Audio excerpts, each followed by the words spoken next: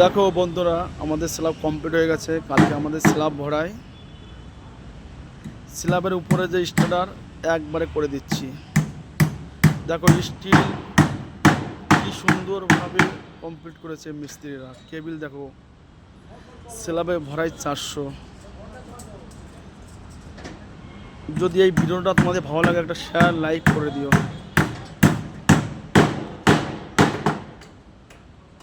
আমাদের স্ল্যাব ভরা হচ্ছে 400। দেখো একবারে স্ট্যান্ডার কমপ্লিট হয়ে গেছে।